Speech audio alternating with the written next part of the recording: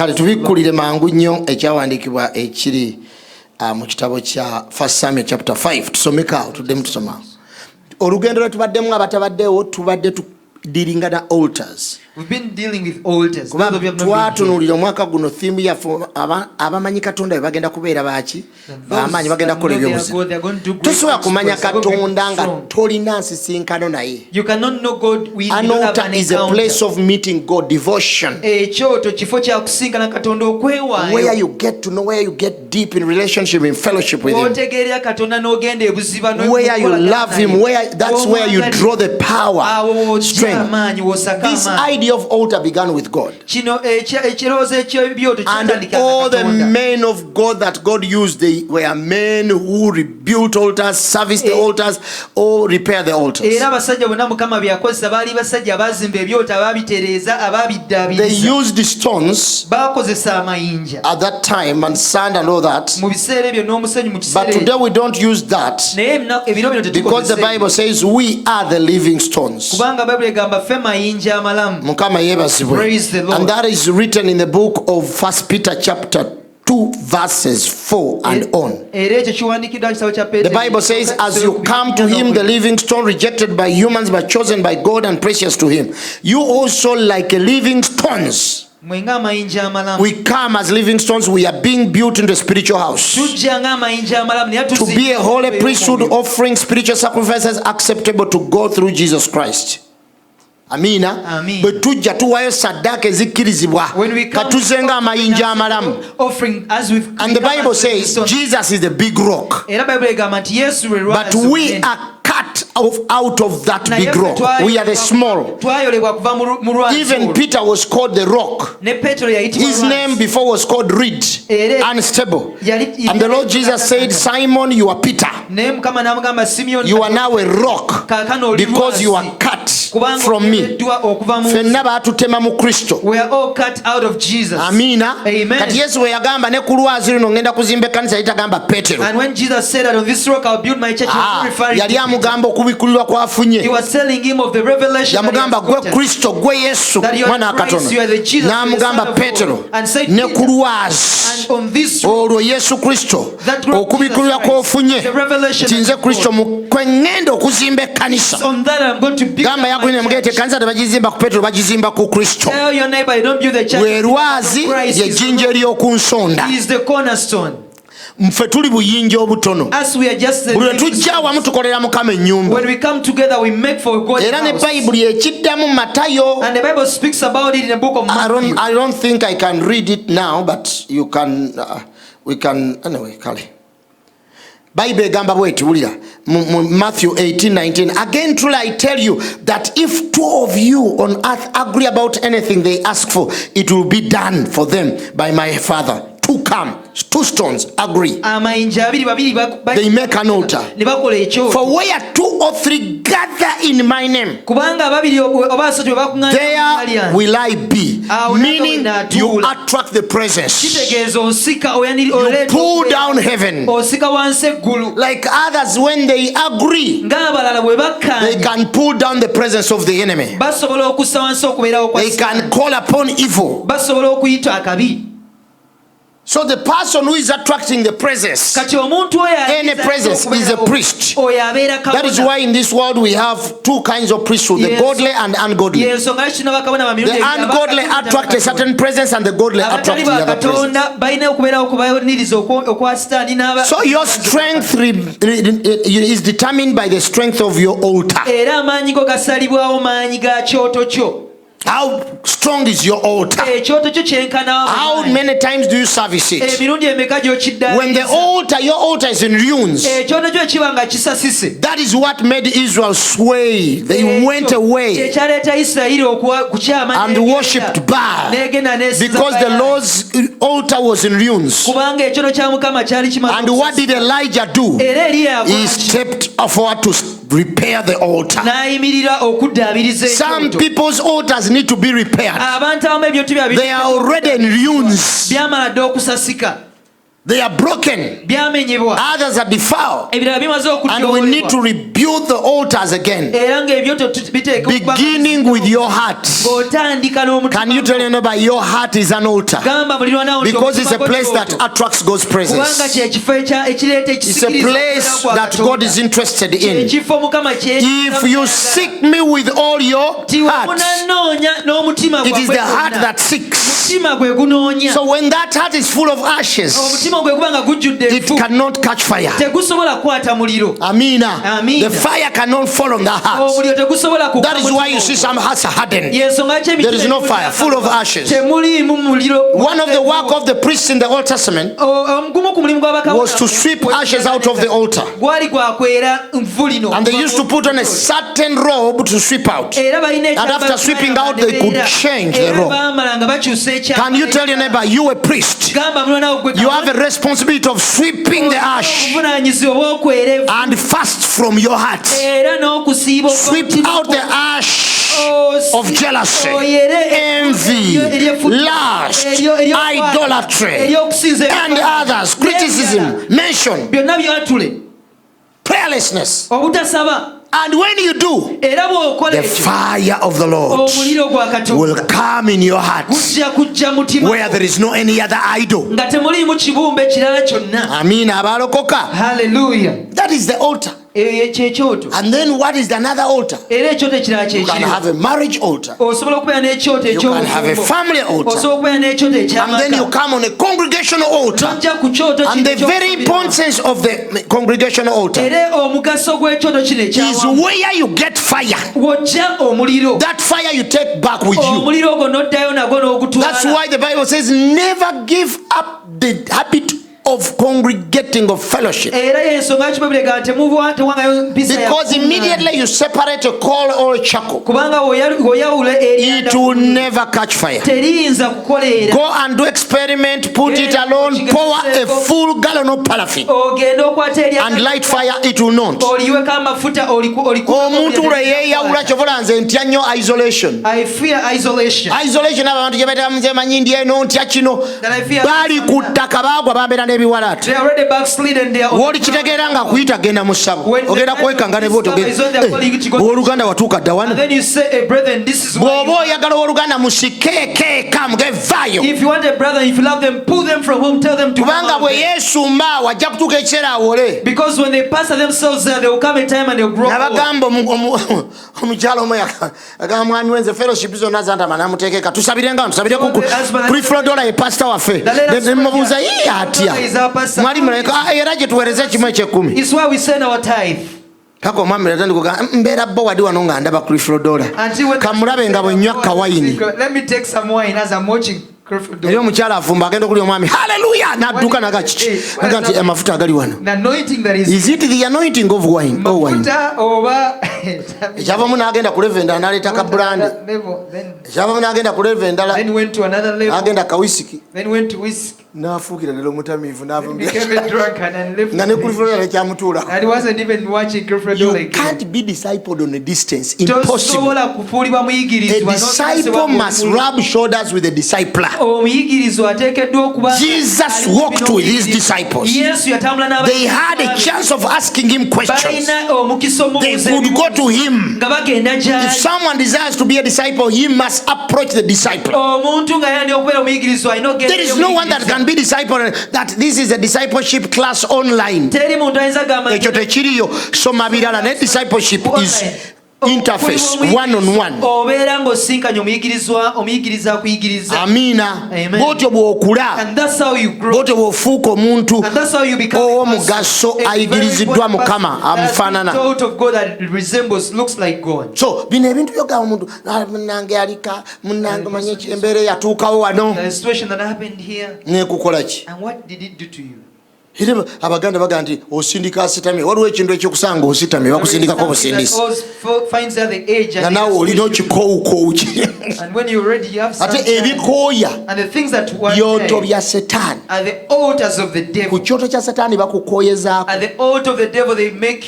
era bwe batokimanyi tubadde tubyogera ddayo mu teaching ze tubadde tukola this week olwekyo tubadde twogera obubonero bw'omuntu ali submitted on the altar, the signs of someone that has been and submitted all are written in the word of God, because there are two kinds of altars, godly and ungodly, satanic. The godly altars, at least you have an idea. The satanic altars also are raised to afflict people, to arrest, to conquer, to weaken. And Balaam was sent for by Balak, the king of Moab. He told him, come, cast these people for me, weaken them so that I can overpower them. And thank God that Israel was standing right. And the Lord told Balaam, how can you cast those that are blessed? There is no unrighteousness among them. There is no misfortune. No curse can catch them. They still have a wall of protection. Meaning the siraba luji lwosobola kukozesa kubayigizako kikolimo, tewali luji lwosobola kukozesa kubaloga, n'olwekyo tewali ddoggo lisobola kukwata ku Isirayiri yadde obulaguzi nyuma ya Yakobo. Balinga empologoma, balina amaanyi, naye omulabe akunoonyeza ku kyoto. Bayibuli egamba Balamu olwatuuka bw'ati, Balaka n'atta Saddaaka ey'ente n'ey'ebirala n'agiteeka. N'agamba kati tulye. Basookera ku Saddaaka n'aliisa omusajja waamu azze okulagula Saddaaka. Kati bwe bateekawo ebyoto, Balamu agenda okulya nte nga tezikwata. Ebyoto 7 byonna bitaddeko Saddaaka. Si bya Katonda, bya Mowabu. Kyava agamba Balaka, sigala ŋŋende ebbali mpulire Mukama Katonda ky'anaŋŋamba w'abantu bali. N'ayogera naye n'adda. Ng'ebyoto bye biraawo, ye Balaka yasigala ku byoto. Bateekawo ebyo Saddaaka to weaken you. Abafirisuuti bagenda maaso ga Dagoni ne beeyama, gabula omulabe waffe. Samusoni atumazeeko emirembe, amaanyi ge si ga bulijjo, akuulayo enzigi, asiba ebibe bisatu n'abisumulula. Gwe ebibe bisatu osobola okusiba emikira gyabyo. So gye yali mulala ne bagaga n'amaanyi gali supernatural. Naffe tuteekwa okuyingira mu another world.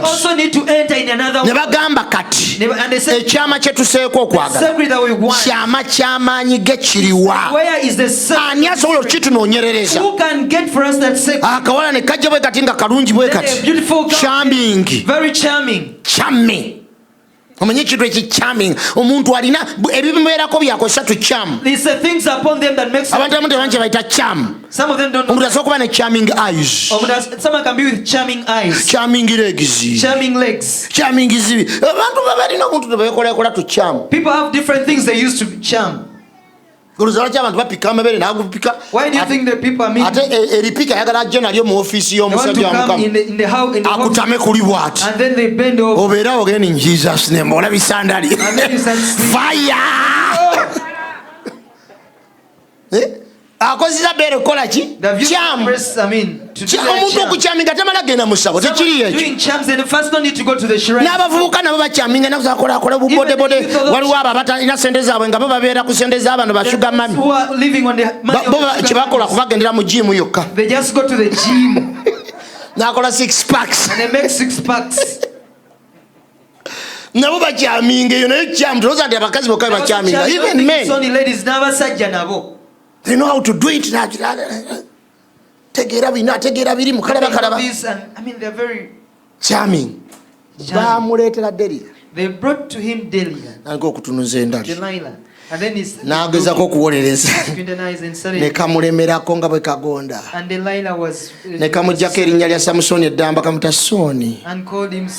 Sam, manyi muntu asooka kuwakanya bw'aba n'akutwala. Sooni, kyokka Sooni kino ky'okola Sooni kamutwala. Paka lwe kamugamba naye kati bw'oba onjagala n'ogaana okuŋŋamba naga kati ngenda kugamba naye munnange. Kyukira akulina nnyo mugende nti yali yagaa nti bateresa Setaani ebyama. kimubuuso omugezi tani omutereza ekyama kyagenda okukwata be nakyo olwakagamba ne kabagamba kati ambuuliridde ddala mukomewo ogusemba mumusaleko enviiri bayibe ga samusoni navaenaga nja kwekunkumulanga bulijjo omwoyo anzikeko ekyo kyekyawandiikibwa kyenkyasinga okutya mu bayibuli.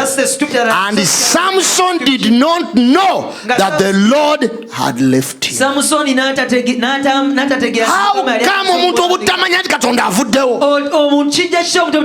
Ekyoto kyali kikola bwe baamala omugyamu amaaso ne bakuŋŋanya ebiweebwayo baawaayo katono ku sikono ani Derira akikoze naye mu ssabo lya Dagoni bayibega ne batwala ebiweebwayo ne beebaza Dagoni lubaale olwaggabula Samusoni mikono gyabwe.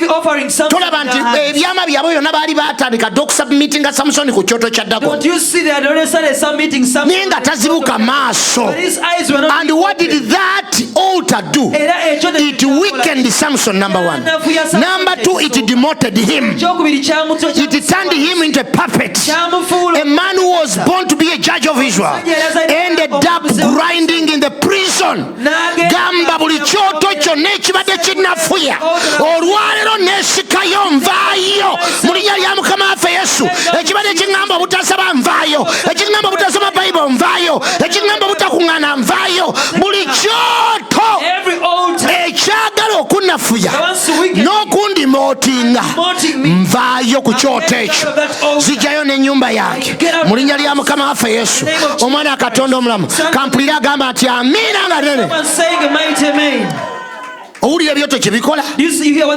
Ekyoto kwe basibira abantu ne bamugamba omusajja eyava e Yuda okulagula ku kyoto ekyali e Beseri.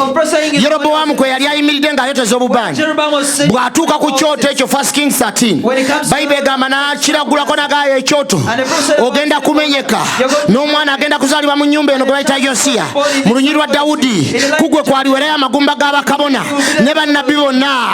Era bw'ati bw'ayogera Mukama, kano ke kabonero kyoto gw'ojja kwatika ogwe ku ttaka. Aba akyayogera ne kyabika. Yerobowaamu n'agolola omukono n'agamba bamukwate kubanga ku kyoto kwe bagololera omukono ne bagamba munono oyo, munono oli atoloka, oli ayagala gagawala nga mulokole. Naye Bayibuli egamba omukono gw'omusajja ono ogwa Yerobowaamu ne gukala. Waliwo omukono gugololerwako omwaka guno nga gukala kaakati. Kasitobera n'ekyoto eky'amaanyi tewali mukono gugolerwako gukola. Ate gamba akulinaanye bw'obeera n'ekyoto eky'amaanyi there will be no arrest. They will not arrest you because people are arrested on the altar. Webawambira basibira ng'ekkomera. Nolaba omuntu ali stagnant. He is on the altar. The altar is like a tree where you put a goat and you put the foot of the goat in 6 meters. But you bind that goat in a rope of 5 meters. That goat will see the food, but it will not reach. Abantu bangi abalaba ku bintu nakiwunyako nawulira n'akawoowo nawulira akawoowo kogenda ebweru nawulira akawoowo ka visa nawulira akawoowo nga naye tokituukako ekyo ekintu ekyo omanya waliwo ekyoto gy'okoma okulwana ate weetola ku muti guli nga mbuzi weesibira kuli. Naye olwaleero I break every rope that I bound you on the family altar and every ancestral. Gamba buli kyoto ky'ekika kyewammwe omuguwa gukuyungako ne tayi gukutuke leero gye bakusibira. Kivula Gideoni olwakutula ekyoto kya Setaani Bayaali ekyali mu nnyumba ya taata we. Bonna ab'ennyumba yaabwe ne bateebwa. Taata eyandimuwolereza eyali kabona w'ekyoto ye yasooka okuvaayo n'abuuza abasajja oba Bayaali gwe muwolereza Katonda muleke yeewolereze. Okimanyi nti omusajja ono yandivuddeyo okuwolereza Bayaali naye olw'okuba ekyoto kimenyese naye akutuseeko amaaso ge gazibuse. Abantu babasibira ku byoto ate abamu ne bwe balokoka olw'okuba nti ebintu bya famire zaabwe bibeera serviced. That's where they weaken them. They look at a door and and the wicked. Naga mukube kati oyo atoloka. Bamanyi nti mu family yo ng'omulokole bw'onookulaakulana abantu bagenda kukulokokerako. Naye as long as you are still a shame, bagavuga olaba oyo yalokoka naye kikyalira, olaba oyo yalokoka, bakufulifaalingako gobeera lifaalo. Naye nsabye Katonda akufuula lifaalo ey'obwakatonda ennungi, bakusonga olaba oyo bwe yalokoka bwe yafuuka, olaba Mukama bye yamukolera, olaba omwaka guno Katonda akole buli kintu kyonna kye wali olowozesa. Kyukira yakulinanye omusonga omugende, may the Lord make you a good example in your family. Nogera ate n'amanya mugende Mukama akuwe byonna ebireeta ekitiibwa, akuggyeko ekiswalo, akuwe ekitiibwa, bye batya byonna bye bassaamu ekitiibwa abiteeke ku bulamu bwo. Ate naawe weeyogereko ndi Mukama byonna binnyambaze binteekemu, byonna ebigenda okuleeta advert y'obulokozi bwo. Whatever is going to advertise salvation, put it in me and put it upon me, whether wisdom or riches or dominion or power. Lord, do it. Let every door open for me in the name of Jesus. Ezitagulwa eri bajjajjabo kazigulwe gy'oli, bategere nti obusamize tebukola. Bajjajjabo gye batayanjulwa gwe yanjulwayo, bategere nti obulogo tebukola. Gamba nti olwaleero nva ku byoto by'emizimu, tewali ajja kuddamu kumpiteeyo yadde okunteekayo. Gamba amiina njiwulire. Gideon yayogera n'okwogera nage ti munaife tusemba obwavu n'obudafu mu Manase. Omukana amugamba nti omanyi kwe kiva kyoto kiri ekiri mu nnyumba ya taatawo kimenye. Namuga totandika na buweereza nga tutakye togenda na mu mission. Naye abantu mulina gye mwava n'ojja eno gole haleluya eri bakola servicing. N'olota bakutwala mu kibira, n'olota buli seno olota oli malaalo, why don't you raise an altar? Because an altar is overcome by an altar. Raise an altar, purpose to break that altar, the ancestral altar, until there will be signs, clear signs that the altar is fallen. Sebo obubonero bubaayo fe tubulabyeko.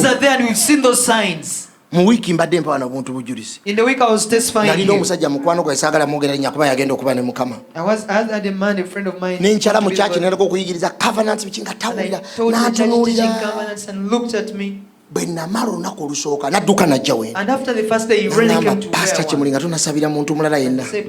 Tandikira kunze n'afukamira.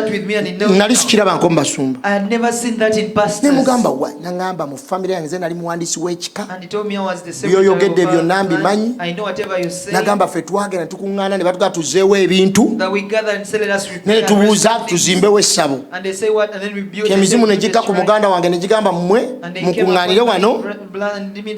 Ngenda balaga mugendo dizimba. Naga munoonya awantu baba temujja kusanga olumuli olukalu nga luli awo olukalu lwesimbye. Naga mugendo okuzimba essabo. Bweyamala odizimba. And after they built the shrine. Emizimu era lubaale naka ku muganda naga temuyingira nze njo bayingiza. And the demons descended on them. Bagenda tuyingiza. Nene bakuŋŋaana ne babeera ebweru. And they gathered and were out of the shrine. Ne watandika okubawo obukubakuba.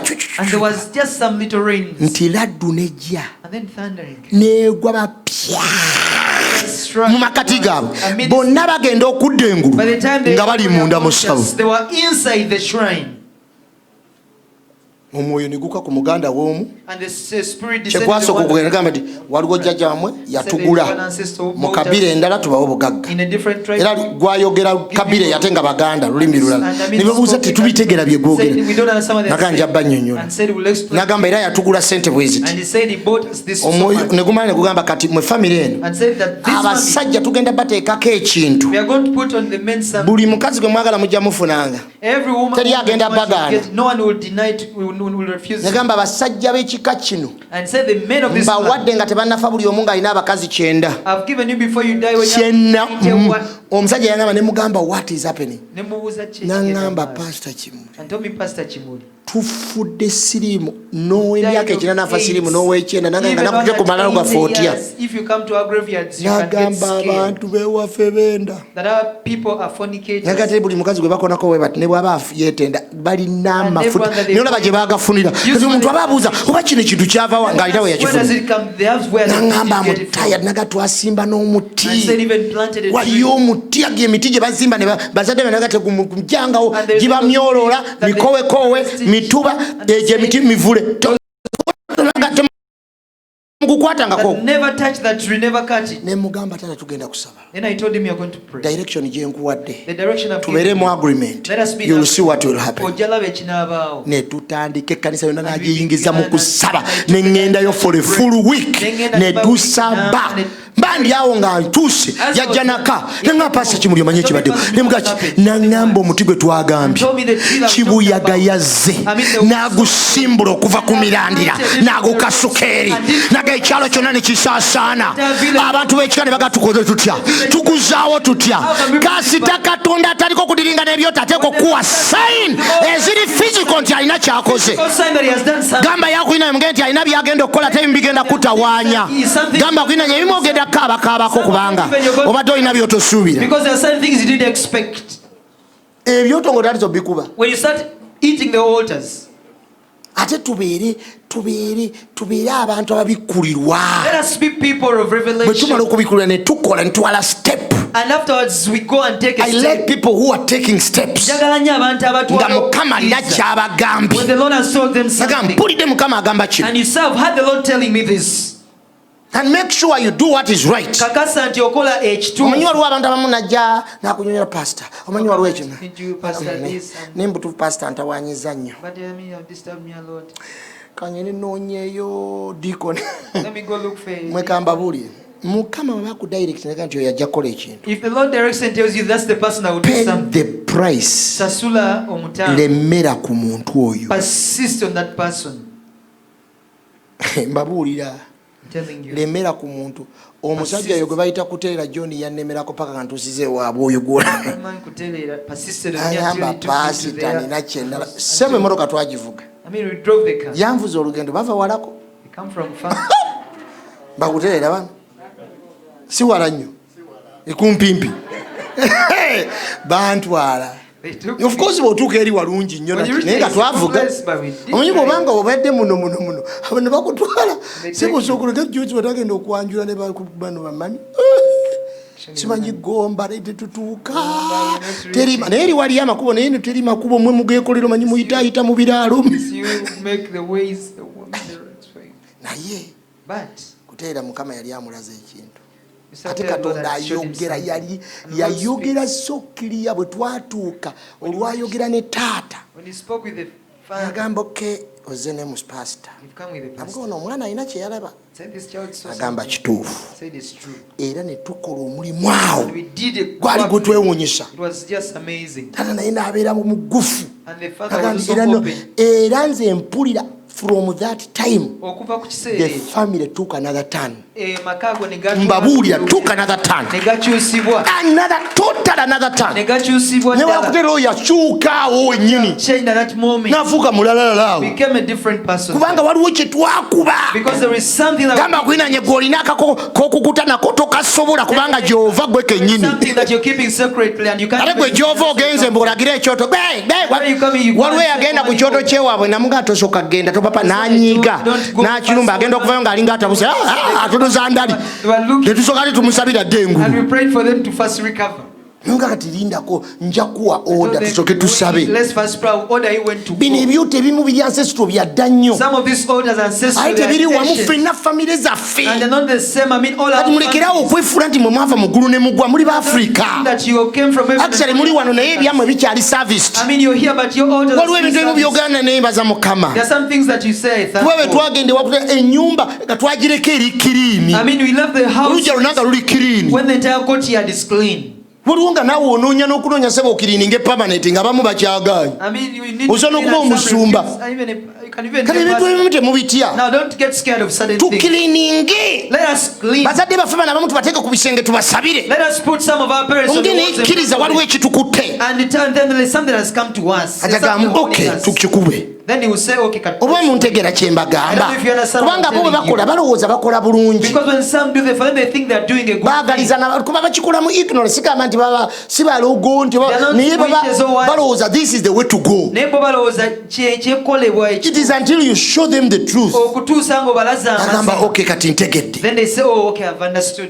nebo babamu bamanyi mwabula abeeraga mwana ono yafaanana nnyo jjajjaawe naye yagenda babaloopa eri ku byoto babaloopa ate kabira zonna zibikola lwakuba no mbawa example za wano naye yo musirise naye mumanyi ebinsinga nako abamu babalaga n'obuyumba bw'emisota nga waliwo akayumba otya n'okgendayo ewamu naye okutya okgendayo tekirina kigenda kuyamba. Declare war against the devil's war and throw every bomb on the power base. The power base is the altar because it's a launching pad, is the where they plan attacks. Ku altar kwe bava.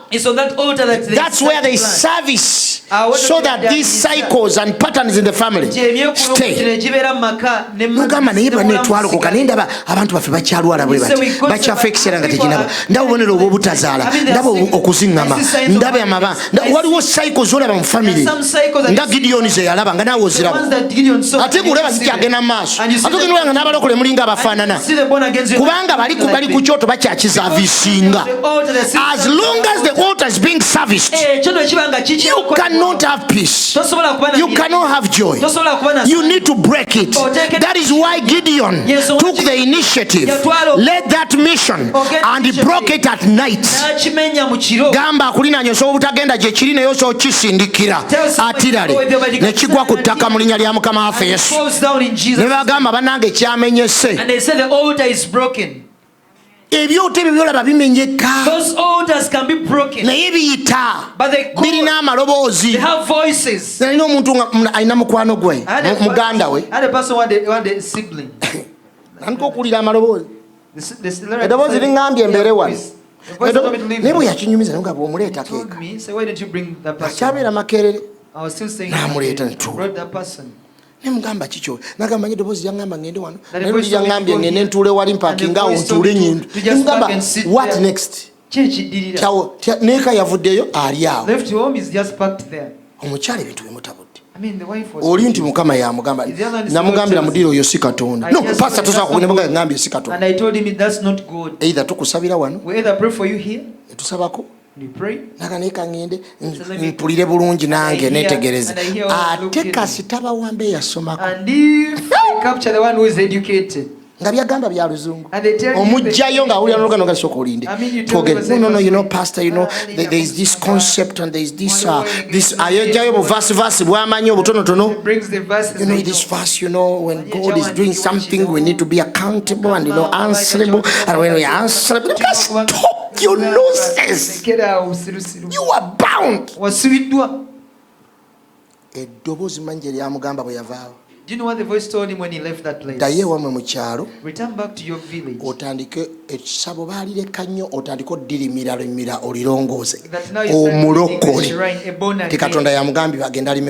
is the Lord who has told him to go and to repair. Then they brought me the news.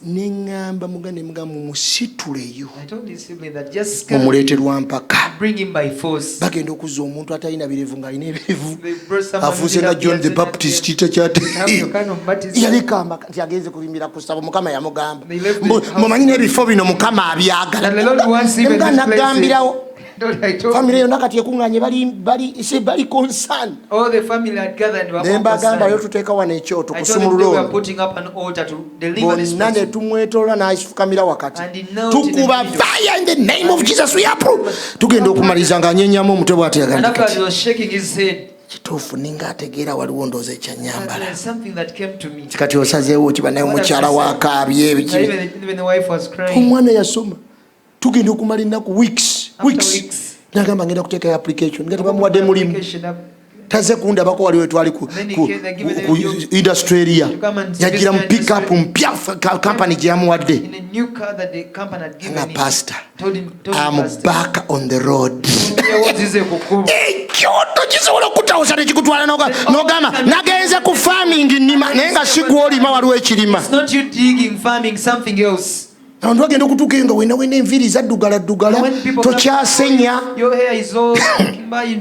onotera tugamba nti Katonda yaŋŋaanya okusenya.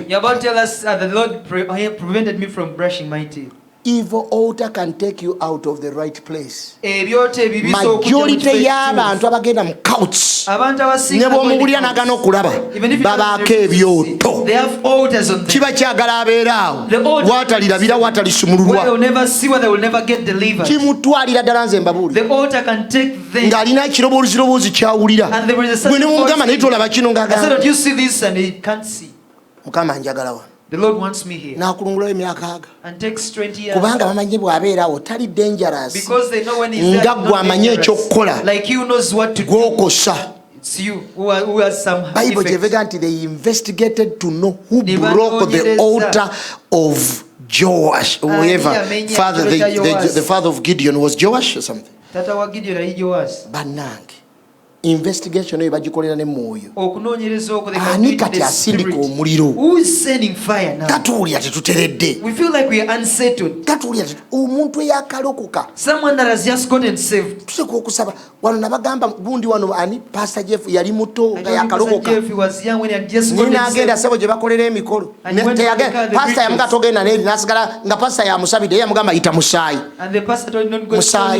nze awo ntandika okuzibuka amaaso nga omusaayi bali eri oliongaga ne waliwo ataliiwo ne bagenda omuzuukuza nti muleke baŋŋaanyi paka bali mutaatalo yaga nti mumuleke paka onoyaga mumuleke naye muyite tuyite lubaale paka sebo efumba okuyita lubaale ne bukya nga tanajja n'agaana naye bano basenga bali kwantena nga bategedde baga muyite omwana oyo emmotoka esooka yekutwala toddanga omulokole omuto ng'alemeseza lubaale okukka ng'ayogera ekigambo kimusaayi gwa Yesu omusaayi gwa Yesu ekiro kyonna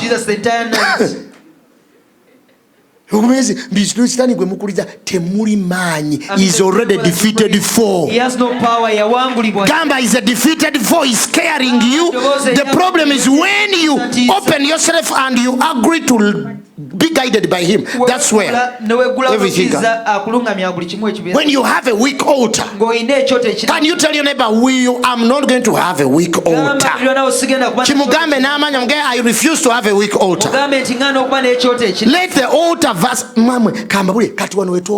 as we speak now. Kino siti akyogera nakibagambe da kati ebyote biriko omuliro mu Uganda tata wano wetuli omanyi mu time bwete lya decision. In this time of decision, wanike emikono gyoge nti I will never be a sacrifice on the altar of Satan in this nation. I will never be, my family will never be sacrificed, and Uganda people will never be sacrifices on the altars of sorcery, Satan. Even these international foreign altars of New Asian, Babylonian, occultic, Illuminati altars. Uliranga obuzungu temumanyi kye bayita muntu muzingamizako ekyo lwaki Mukama yakyawa omusamize kubanga the word witchcraft means to distort, to bend something, to get it out of design. Someone who has been bewitched is out of design. He would have been a manager is eating on kasasi. Kwechoka Katonda yatonda omuntu n'abeere mulalu. But there is a power that redesigned that person. Katonda ino omuntu yatonda abeere ku lweguudo nga yeetunda tekiriyo. Ni waliwo amaanyi agamuweta kyovulaba nga ffe abali ku altar. We have to claim those people until they come on this altar, and then they will be restored in their original design, divine design. Bw'oba omutayimba ogwetera ku muliro era ogwetulira ku muliro. Omuliro gw'emizimu oguli strange gwaweta abantu, omuliro gwa Mukama gulina okuwetulula abantu ne gubazaayo. unfold them and put them. Our God is a consuming fire. Tugaana eggwanga lino okubeera entamu y'abalogo nti ffe tubeere ennyama tetugenda kubeera nnyama. Gamba akulinaanye nti mbuka mu ntamu eyo mu linnya Yesu. Buuka ne famire yange mu ntamu eyo, tebagenda kunfumba. Bayibuli egamba nti Mukama n'alaga Ezeekeri abasajja 25 nga bakutte ekibuga bakifudde entamu ne bagamba mmwe ennyama, ekibuga ntamu, n'obudde bw'okuzimba tebunnatuuka, temujja kuzimba. Babaziŋŋamisaawo obwongo babuziŋŋamisa. Naye olwaleero nkutolosa mu ntamu y'abalogo mu linnya Yesu. Kyogere n'amaanyi ganze ntoloka n'ennyumba yange. Yogera n'amaanyi ntoloka. Wabeerewo amaanyi tugeetaaga. Bayibuli egamba Abafirisuuti ne bawamba essanduuko ya Mukama. Kye nabadde ngenda okusoma mu Samuel 5 ne bagiteeka Esidodi mu nnyumba ya Dagoni nga balowooza bafunye katonda omulala bamuwambye, ne bateeka wali oluta ne wano waliwo oluta ya Dagoni. Ne basanyuka nnyo. Bugenda okeera ku makya nga Dagoni agudde. N'olwokuba Abafirisuuti balogologo kyova olabanga Goliyaasi bwe yalengera Dawudi nakane bano banteze eki kiki yasooka kumukolimirira mu bakatonda be. Baali balogo nnyo superstitious. Ne bagana omusajja ono lwaki Dagoni yagudde ate essanduuko si yeegudde.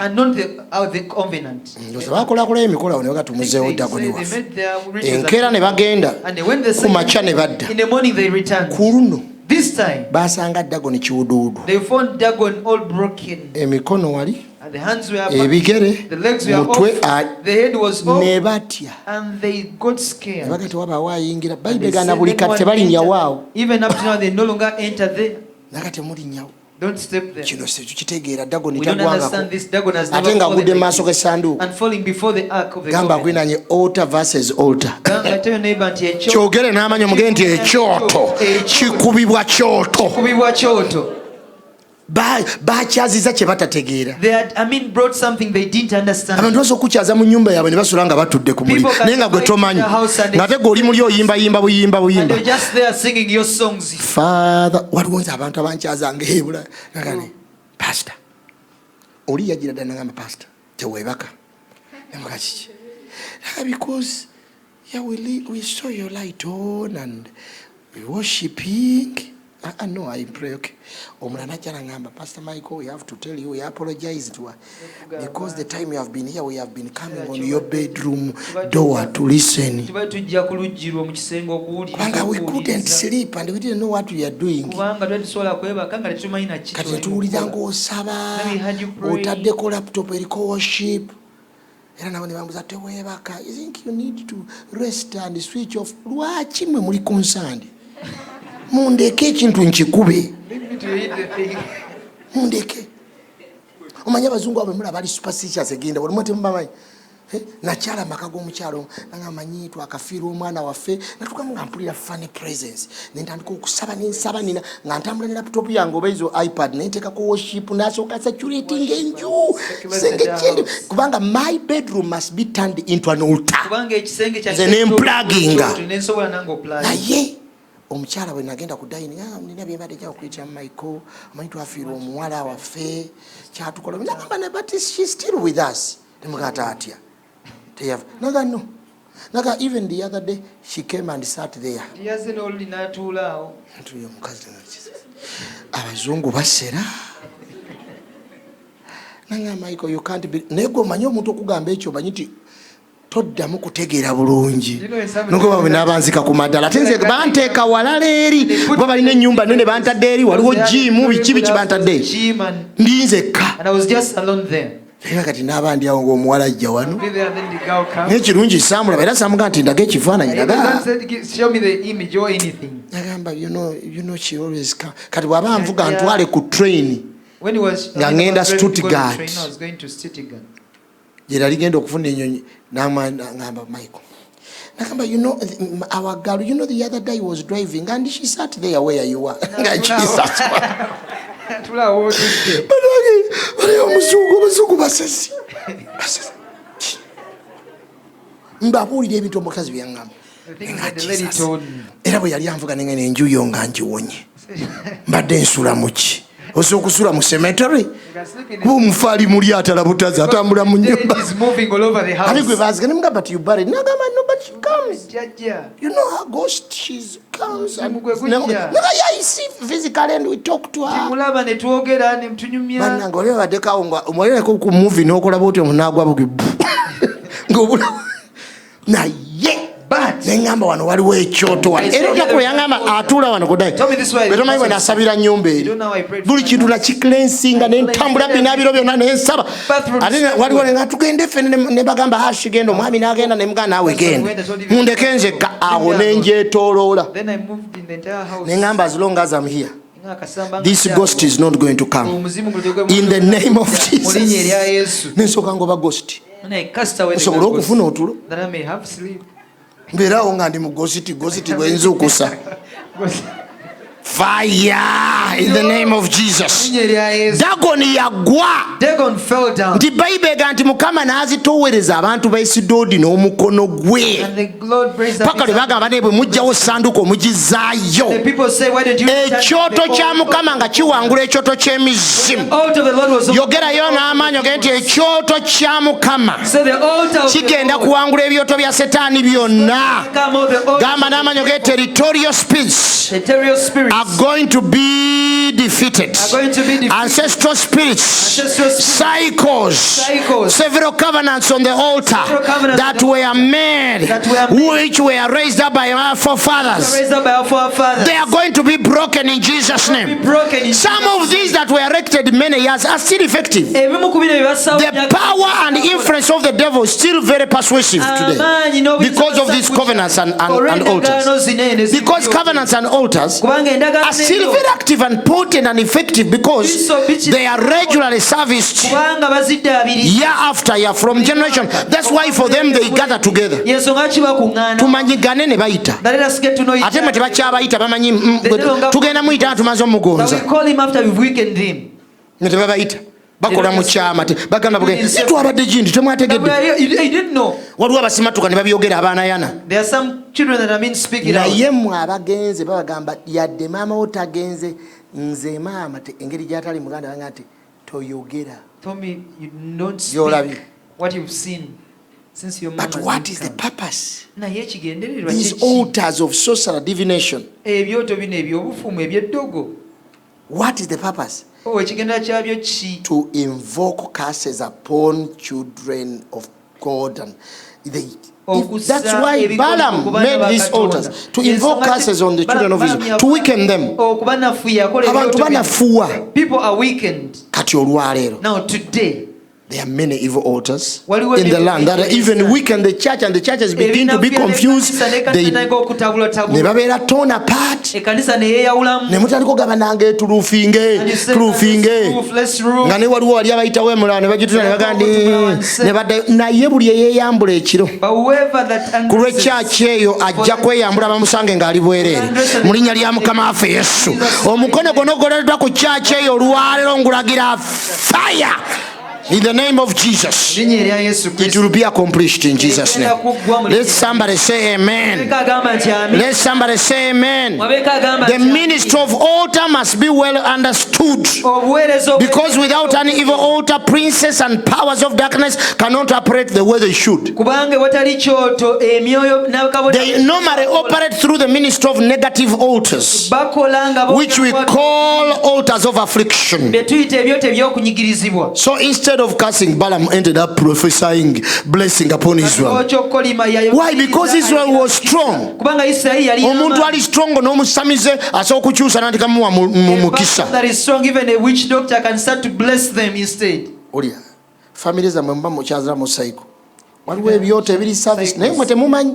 But for you don't omusobola bizikiza manyi wasobola okwoza nene wabeera omulala akibbulula oba wa Luganda yenasaaga abaana abo nabajema balokoka ate bino babyogera taata gojja obuuza omuntu bulungi ojaga nti manyidde okuwulira ebintu bya kimuli ojja obuuza omuntu omusususu nga yakavayo bwatajja bo tebakuwa mannya ate bwotuuka eri tebaga nti tuyita paasi tebatoge nedde paasi tebabimanyi. bakuyita linnya lyokkalu ate kano ge mweyitano ge mutulimba. I'm Jane Raz tebajogera eri bayita nabukkalu nakyejwe yogera eddala mugirigerigeri amalungi ag'ekigisu ag'ekiteeso ag'ekisoga ago original aliyita nga talinaamu nansonyi. They call it without any shame. Ntalumwa lulimi taddamu Augustine. Ate Augustine kyekiki agatamala original nkima si nkima eyo olyoka olaba kiviiri geregani mugambe okanyaga manze magezi kiremereko nnyo naye kigamba waliwo omwasajja bamuyita mugambe bagamba nnyo original. Kati naye bw'oba ojjayo fambi neweka nze nzijayo erinnya lyange Susan toyogera bya Susan gana kawaala yenzijjayo nogenda Susan livayo ku kyoto teri alyetaaga gwe bageetaaga babeera kuli Nalwoga Nalubowa Nalubowa amalegalo Nalubowa nga twayinanga n'oluyimba lw'essabo mu Nalubowa era ze naye abantu bagenda basigaza Nalubowa asomye Lubowa nina amanya abantu lijjireko ddala ago nga ne wali mugayimba amanya gano ge muyimba ne muyimbira mukasa n'olaba ng'omuntu se buli yeeyita nina mukwano gwe nageraolijjeko twaliyimbanga Michael Iseewo ze ni musajja muganda mulokole ndi muganda musajja naye zaata obulamu tembeeredde bwangu omuntu era obulamu obutabadde bwangu obumanya taata ganagala gataliiko sigati gonna galina ebintu agamu tegalina ddala naye waliwo ddala g'omanyi simanya bana bali baddeko wano musabu ne muyimba erinnya lya Nalubowa Nalubowa simanya akola kyakabombo simanya biki bintu bingi sibitegeera naye mukama ali ennyimba ezimu ozijjukirira ddala kyokula amanya nagagoba mu luggya lwange taata wange nagamba leeta omwana yali ayagala Saamu oyo gwe yali ayagala ono ye Kaweesa nanga nti taata wandindese kigambye nti Kaweesa libi nga naye oli gw'olijjako muganda we eyabeeranga n'ebisiki ebigenda okuwesa ega nedda si yeye kati ate kikyo nenga nedda soyo muleke kati ono omuwala ne mugamba taata lekera enju eno beera kweri ffe watumaliriza kati leka nze nkole yasooka nakwata omwana namulabira ku Michael oyo namukwatawo nga sinnabitegera amutadde mu luggya ayise tuma wa Lusimbi yali yayitaata we Lusimbi n'ayogera bigambo kino ekintu kitegeeza entuuma eno nedda kuno okubatiza kwa kika kya njawulo si immersion eno it is raising up Mukama yebazibwe buuza yakulina nyo muge what is trending in your family kimubuuze muge totya muge what is trending noga kino kyo kitrendinga kyo fena tukimanyi bagwa ensimbu simanyi bakola ki simanyi balwana n'okuzaala balwana n'okufuna kino balwana n'okubotola bintu bizibu bwe basoma tebamalako balina bye bakoma n'abagenda okufuna diguli afazaali afuna accident ngena abako wakoma ne bitakola ebyo ebintu ebitrendinga bitrendinga because there is an altar in the hiding that is being serviced. Yimira ku maguluko ogende nti mu linnya lya Mukama waffe Yesu olwaleero Mukama naaza ntukuza ntereza yogera gamba Mukama ntukuza kubanga nina kyenjagala okukola yogera n'amaanyi siwulira asaba ulira n'abantu basaba nga bamalamu amaanyi musoke mwenaaze naaba gamba leero naaba mu linnya lya Mukama waffe Yesu nga ngenda okusaba yogera n'amaanyi gamba now in the name of Jesus. As I'm about to declare war, I pray that, Lord, you purge me with the blood of Jesus. You cleanse me so that I can stand on the finished work of Jesus Christ. I put on the righteousness which is not mine because mine is filthy rags, but I put on the righteousness of God and I stand on that ground of the finished work of Jesus Christ. And I'm going to uproot everything that you have not planted in my life. I'm going to overthrow everything that has not been established in my life. In the name of Jesus and by the power of the blood of Jesus, any altar you know somewhere in my ancestral line, in my maternal, my paternal side, the altar that is not of God, today I declare war against it in the name of Jesus. Where your patterns are being serviced, I pull that altar down. Gamba buli chote chiri kusaidia mama yeye atata nchiteka kutaka tandika okusaba tosaba mukama saba ngakitegeeza bera serious kuchenjogera gamba tibuli choto kyonna. Every altar that is holding me down, in the name of Jesus, release me right now in Jesus' name. An altar waging war against me must die, must perish in the name of Jesus. Turn into ashes. I command every altar of my father's house, release me. My mother's house, release me. And my village, release me. My place of work, every altar that is on my place of work, hidden there, release me in the name of Jesus. I'm a child of God, bought by the blood of Jesus. Marine spirits, ebyote byamaze bikuleta okulota amazzi buli kiseera olota owuga tomanyi kuwuga oli mu nnyanja eyo gamba ndagira ta mu linnya lya Mukama waffe Yesu. Gamba ebyote eby'obwavu bite ebyote eby'okufa ekiseera nga tekinnaba, ebyote eby'okulema, eby'okudda emabega, ebyote ebya occult, ebyote ebitwala aba ne batuulako ne baba nga tebalaba. Naye gamba olwaleero, every altar that has paralyzed my greatness be destroyed. Every altar that has messed up my potential, I command you, fire, turn to ashes. Saba. Every altar that has tried to reduce me to nothing, to demote me, to make me a slave where I should be a king, I command the fire of God to consume you. Let me be what God intended for me to be. Mukama bayangamba ngenda kubeera kabona, ngenda kubeera kabaka kyenna okubeera. Kati ekirala kyonna kigaana, ebinfuula omuddu mbigaana. Every altar that has turned me into nothing, scatter in the name of Jesus. You altar of disgrace, come down in the name of Jesus. You altar that is ridiculing the word of God and me and the Father of heaven, fall down in Jesus' name. Kuba tosaba mukama obadde ki? Gamba every negative altar sponsoring bad dreams against my life, my destiny. Webyote ebirote bisinga biva ku byoto ne babi programming ne babisindika.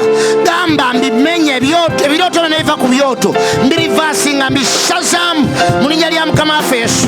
Ebirote byokudda emabega, ebirote bya retrogression, ebirote gamba mbisazam. Every altar that is affecting me negatively, affecting my family, I put you down. Gambe ebyoto byonna biteeka ku ttaka. Every altar that is resisting you from shining, resisting you from rising up, let the altar come down. Buli kyote kitali kya bwakatonda kikube kiteeke ku ttaka. Kiteeke ku ttaka, kiteeke ku ttaka, kiteeke ku ttaka. Saba. Nja kuwangula mu linnya lya Yesu. Nja kuwangula mu linnya lya Yesu. Nja kubotola mu linnya lya Mukama waffe Yesu. Ndagira buli kyambalo kye bamnyambaza ekya shame okuva ku bulamu bwange, ebyambalo bye munyambaza ebiva ku byoto, ebyobuswavu, ebyokuswala, ebyensonyi, byonna mbyeyambula mu linnya lya Yesu. Nyambala ekitiibwa kya Mukama, nyambala ekyambalo ky'obutuukirivu ebwa Katonda mu linnya lya Mukama waffe Yesu. Omwana Katonda omulamu, yambala ekyambalo, yambala gamba kati nyambala nga Yoswa bwe yayambazibwa ekitambala ekirala, nga Yoswa bwe yayambuzibwa n'amala n'ayambalwa n'ayambazibwa, nyambazibwa. Mukama nyambaza gamba Mukama akwambaze, gamba Mukama akwambaze, nyambaza obutuukirivu, nyambaza ekisa, nyambaza favor. Tandika okulangira by'oba yambazibwa, nyambazibwa okwagalibwa, okusembezebwa, okukkirizibwa. Gamba mugambe nyambaza. Kama kwambaze ekisa kye, kwambaze ekitiibwa kye, kwambaze okwagalibwa, kwambaze ekisa eky'enjawulo. Jesus.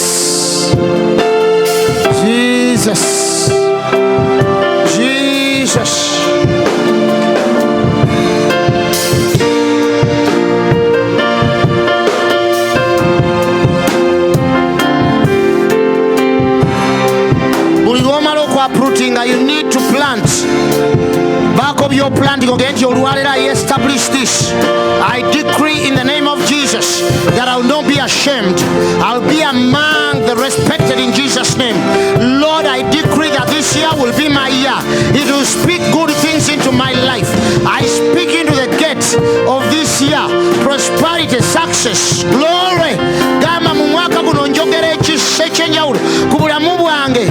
Njogera ekisa, njogera okuganja, yogera simba bako byosimba.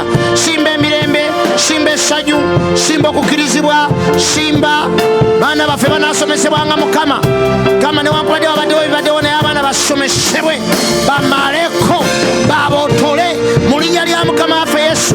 Omwana akatono omulamu amaanyi agava emagombe ne ku byoto tegagenda bakomya mu kkubo, tegagenda baziŋŋamya mu linnya lya Mukama waffe Yesu. Ebitulwanyisa tebigenda balwanyisa. Olw'ekyo tubisiguukulula, tubigirawo ddala permanently. Twambula bakabona b'ebyoto by'ebika, tubambulako eminagiro, embugo ze bambala, ebigoye ze bambala, okulagula emigo gye bakwata gimenyemenye mu linnya lya Yesu. Menya buli mugogo obubi ogutudde ku mugabo gwange ngumenyamenya omugogo obubi ogutudde ku mugabo gwo ku busikaabo. Bayibuli egamba nti omugogo obubi tegulitulira ddala ku mugabo gw'omutuukirivu, si ku lw'omutuukirivu nga yeesitala n'akola ebitasaana. Break that road of the wicked that can sit on the lot of the righteous. The road of the wicked that can sit on your inheritance. In the name of Jesus, we speak breakthrough. Gama tuwaguza, tuwangula.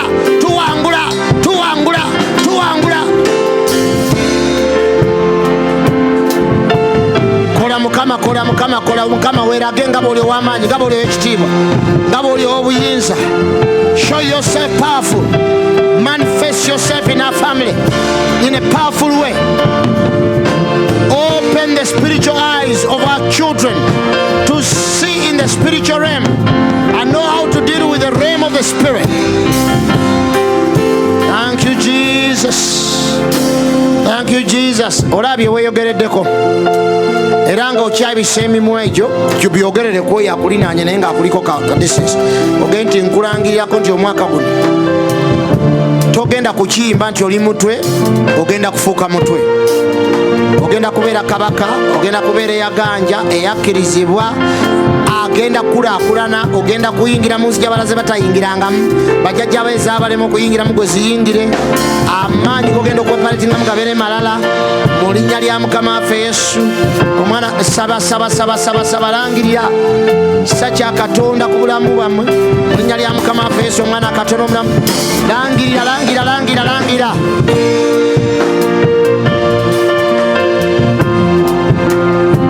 Jesus' name. In Jesus' name we pray, and the people shout hallelujah. Shout hallelujah. Mukama mwebaze. Mwebaze n'engalo ez'amaanyi muge Mukama weebale. Waliwo wonzije, waliwo wontwala. Waliwo wonzije, waliwo wontwala.